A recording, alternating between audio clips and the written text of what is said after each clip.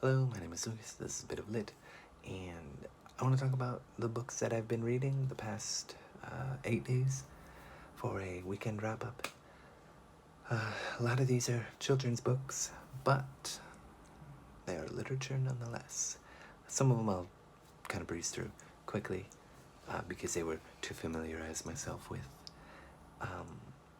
what's in the library so I can help recommend some books to the kids who are lovely, but also disgusting.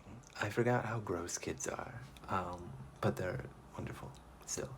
Anyway, uh, yeah, so I read Junie B. Jones and Her Big Fat Mouth, Bugs in My Hair, Duck for President, The Cook and the King, Time of Wonder, Ice Cream, The Full Scoop, If You Were a Writer, Because of Winn-Dixie, Virginia Woolf, and Sadako and the Thousand Paper Cranes, which I read as a kid.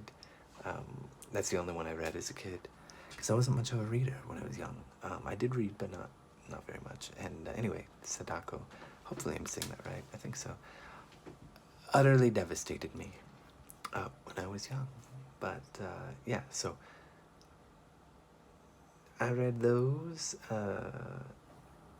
all for two of them for class, and then one of them I'm not actually going to teach that class, so I'm not going to teach that book. So I just read it. That would be Because of Winn-Dixie. And the other ones I mentioned, I read because they're in the library, and they're really funny, actually, some of them. One of them I do not care about, and that is Time of Wonder, where this well-off family goes to this island that gets hit by a hurricane, and I'm supposed to feel a sense of wonder. And I don't. I just think... I mean, I guess I wonder why I care about this. There's no danger to this. It's sort of a musing on the island. You know, it's very relaxed, and then a hurricane comes. And then, where do butterflies go during a hurricane? I don't care. I really don't. Anyway, and Ice Cream, The Full Scoop is the only nonfiction book. It's about how ice cream is made. Good book for kids. I didn't know some of the processes, but now I do. So, cool. I probably could have guessed them, because I knew the names of all of them in the order. I guess I did know. But, yeah, I didn't know how they got the flavor into the ice cream. Really horrifying. But, anyway. Then I read Matilda by Roald Dahl, which, if you read Roald Dahl, or maybe you saw the movie from the 90s, then you know. It's about a precocious young child that can read books when she's like 4.5 and 2 feet tall. Extremely brilliant child. She meets a wonderful teacher, Miss Honey, and she's surrounded by terrible adults. Trunchbull, her parents, and yeah.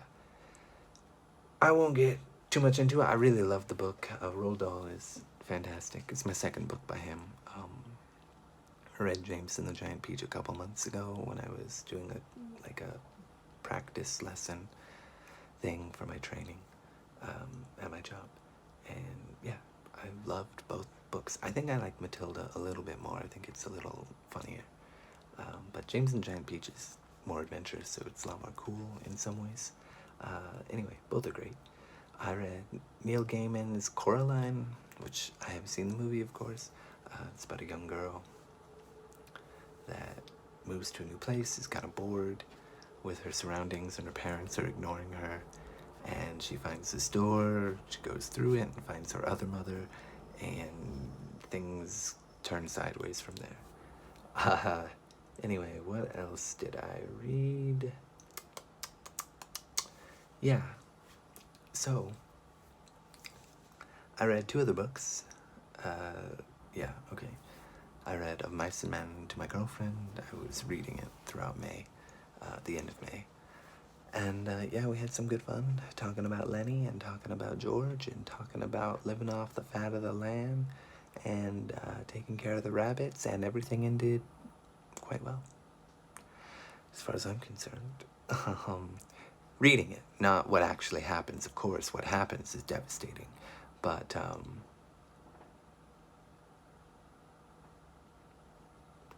anyway, yeah, she liked it. I bought the book for her 2 years ago, and she never read it.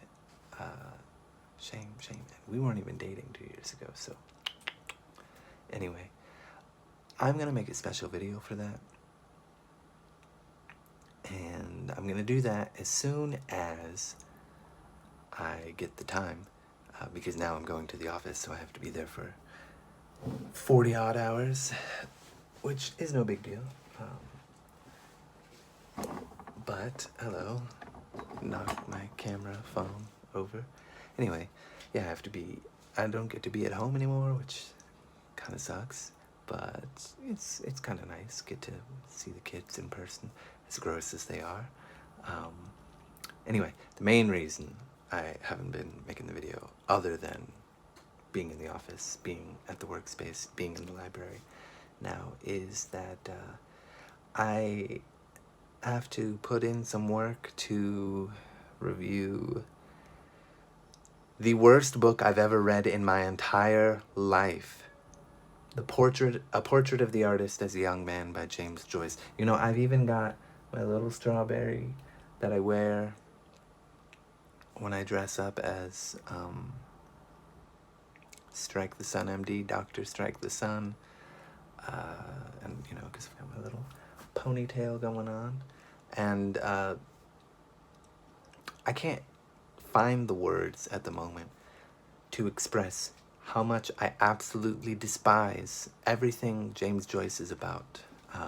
I did like Dubliners when I read it. I think I've read Dubliners twice, actually, which I regret. I should have never read it. I should never read James Joyce. I'm not even going to think about Ulysses, because I was considering it, you know, to fill out the literary canon. I should have listened to Steve Donahue when he said, for 12 minutes or 15 minutes, don't read this book, even if you want to fill out the literary canon.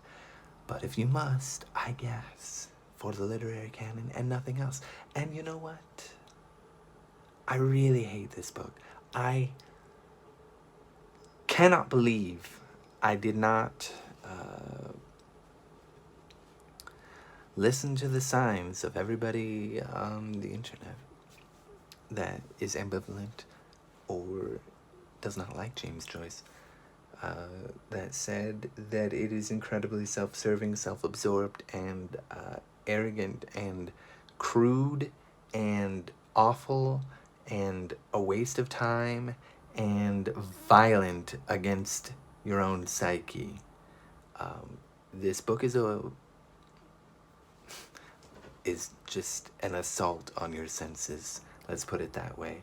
It is so up its own artistic rear end. And you know, I didn't actually hate it that much. I was ambivalent to it for 4 of the 5 chapters. When I got to the 5th chapter, immediately when Stephen starts talking about aesthetics and beauty and some other things with McCloskey? No, who's that character? I can't remember who he was talking to. I'll have to look back. I know I highlighted it, but yeah, that was a terrible time in my life, and I will never be the same. I've become a changed man. There aren't a lot of books that I really hate. There are books I don't like, I guess. There aren't books that inspire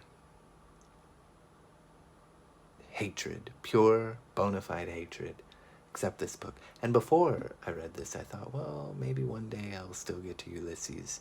And I doubt I'd ever get to Finnegan's Wake. These books, I don't even know what you're talking about. They don't exist in my mind. Who is Ulysses? That's a poem, right? Or that's a character from... I Anyway, the reason I have to put so much work into it is I would just spend one video talking about it if it was up to me. But I agreed to do a month-long, a couple weeks-long breakdown like Codex Cantina does when they do literature.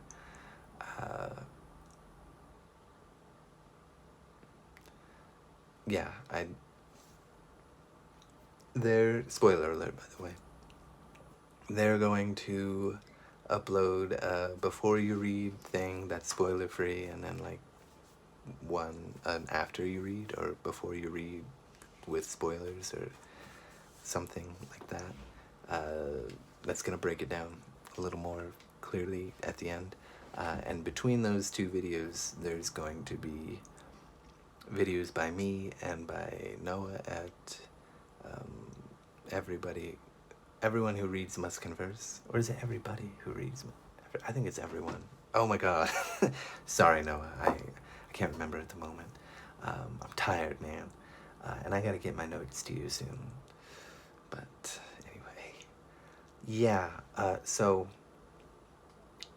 if it was up to me, I would just, this would be my video to say, don't read that book. But, you know, I'll break it down. I agreed to do it. No big deal. I'll play a game, you know. Yeah. I'm gonna do my best not to, you know, I'm gonna try and be objective. But the objective fact is that that book is absolute crap.